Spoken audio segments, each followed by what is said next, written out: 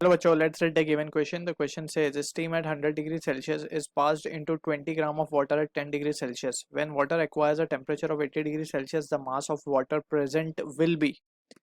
Take specific heat of water as 1 calorie per gram per degree Celsius and latent heat of steam as 540 calorie per gram. So option A given at 24 gram, option B is 31.5 gram, option C is 42.5 gram, option D is 22.5 gram. So basically, to understand the given question, the question can be started using principle of calorimetry. उसके पहले जो important चीज़ है, we need to understand that. तो basically हमें find क्या करना है, mass of water present will be, यानी कि अगर हम बात करें steam की और हम यहाँ बात करते हैं water की, ठीक है. So steam जो है 100 डिग्री से 80 डिग्री तक आने के लिए, ठीक है, 100 डिग्री से 80 डिग्री तक आने के लिए क्या क्या प्रोसेस फॉलो करेगा या फिर कितनी हीट ये लूज करेगा, that we need to calculate. और वाटर को मींस वाटर को 80 डिग्री तक हीट होने के लिए कितनी हीट एक्सेप्ट करनी पड़ेगी, that we need to calculate. ठीक है. सो वाटर अभी इनिशियली कहाँ है, 10 डिग्री पे है, और इसको यहाँ तक आने के लिए, ठीक है, उसको कितनी हीट एब्जॉर्ब करनी पड़ेगी.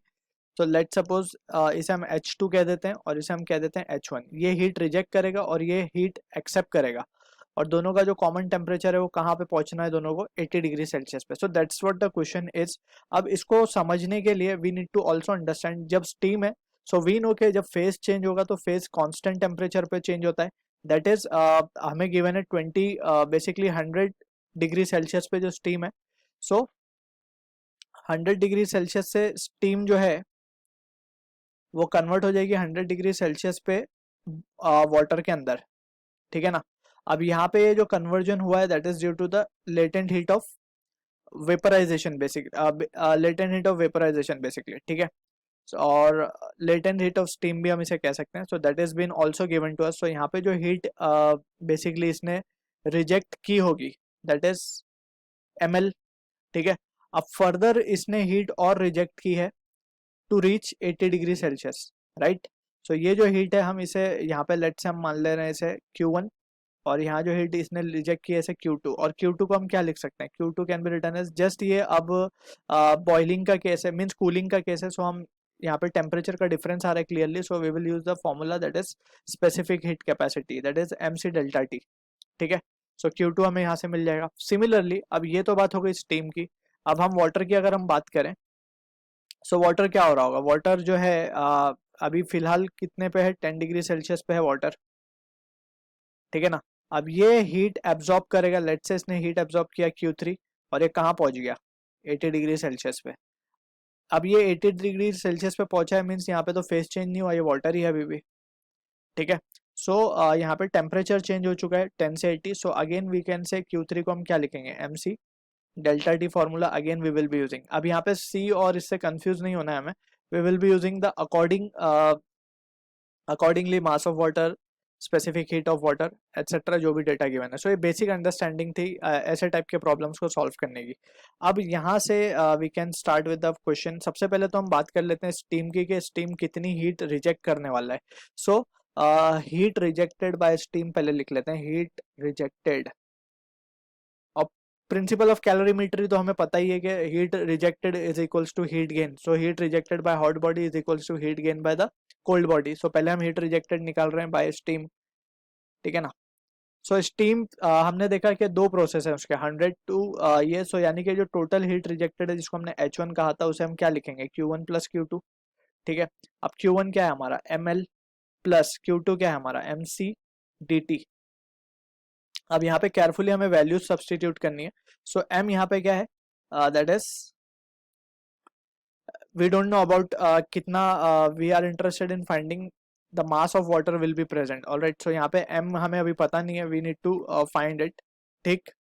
सो हम क्या करते हैं, M को एज इट इज रखते हैं, L की वैल्यू सब्सटीट्यूट कर देते हैं. L हमें क्या गिवन है, 540 latent heat. So 540 M plus MC डेट, M तो अगेन नहीं पता, C पता है, specific heat of water that is 1 हमें गिवन है कैलोरी में, इनटू डेल्टा T की अगर हम बात करें. सो चेंज इन टेम्परेचर कितना हो रहा है यहाँ पे, change in temperature will be, यहाँ पे देखें तो 100 से 80 दैट इज 20। सो ये जो वैल्यू आ रही है हमारे पास आ रही है 560 एम। ठीक है, ये हो गया हीट रिजेक्टेड मिल चुका है। यहाँ पे we need to be careful, ये जो एम था ये मास ऑफ स्टीम हमने लिया है और जो कि वाटर में कन्वर्ट हुआ है, सो मास तो सेम ही रहेगा। ठीक है, सो हमने लिया है mass of steam that is got converted into liquid. ठीक, सो वो एम ले लिया है यहाँ पे हमने। So we have substituted all the values respectively और हमें ये मिल गया रिजल्ट। अब हीट रिजेक्टेड तो आ गया हमारे पास, अब we have to calculate what, heat accepted. Heat accept कितनी हुई है, सो उसके लिए हम क्या लिखेंगे, हीट एब्जॉर्ब्ड लिख देंगे, heat absorbed by water. So water का तो हमने देखा है कि H2 को हम क्या लिख सकते हैं, H2 को जस्ट हम लिखेंगे Q3 और जो कि है MC डेल्टा टी।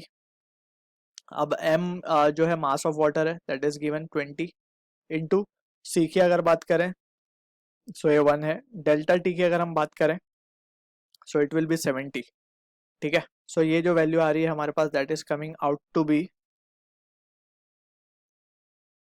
1400 जूल्स। ठीक, अब यहाँ पे heat rejected will be equals to heat absorbed by principle of calorimetry we can write. So हम क्या करेंगे, just we will equate the two और we can say therefore by calorimeter principle 1400 will be equals to 560 M. So यहाँ से M की value क्या आ रही है हमारे पास, एम की वैल्यू आ रही है 140/56 and that will be equals 2.5 ग्राम। सो ये हमें मिला क्या है, बेसिकली ये वो मास मिला है जो स्टीम का था जो कि वाटर में कन्वर्ट हो गया। ठीक है, सो इतना एडिशनल मास आ गया हमारे पास वाटर का और ऑलरेडी 20 ग्राम्स था, तो we can say total mass of water will be equals to 20 plus 2.5 and that will be equals to 22.5 gram. ठीक है, so this is the answer to the question जो कि मैच होगा हमारा ऑप्शन डी के साथ। I hope you understood the solution, all the best.